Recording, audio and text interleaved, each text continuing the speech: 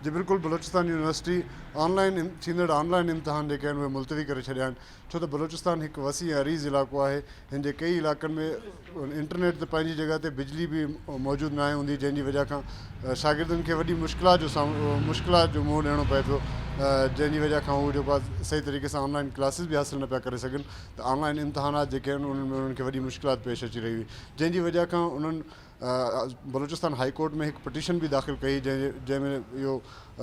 दरख़्वास्त कई वई हुई त इहे जेके ऑनलाइन क्लासिस आहिनि या जेके ऑनलाइन इम्तिहानात आहिनि उन्हनि खे मुलतवी कयो वञे। आख़िरकार बलूचिस्तान यूनिवर्सिटी जेको आहे इहे इम्तिहानात मुलतवी करे छॾिया आहिनि ऐं ऑनलाइन क्लासिस जेके आहिनि उहे बि बंदि थी वियूं आहिनि। शागिर्द तंज़ीमनि जो चवणु आहे त छो जो हिते असांखे जॾहिं बिजली मुयसरु न आहे त इंटरनेट किथां खां आणींदासीं जंहिंजे ज़रिए असीं ऑनलाइन इम्तिहानात ॾेई सघूं या ऑनलाइन क्लासिस वठी सघूं, जंहिंजी वजह खां हिन टाइम बलूचिस्तान यूनिवर्सिटी जॾहिं त कई डिपार्टमेंट्स आहिनि जेके बलूचिस्तान यूनिवर्सिटी जा जंहिंजा इम्तिहानात अधु खां बि मथे थी चुका हुया, पर हिन इम्तिहानात मुलतवी थियण जे सबबु उहे इम्तिहानात बि जेके आहिनि उहे मुलतवी थी चुका आहिनि।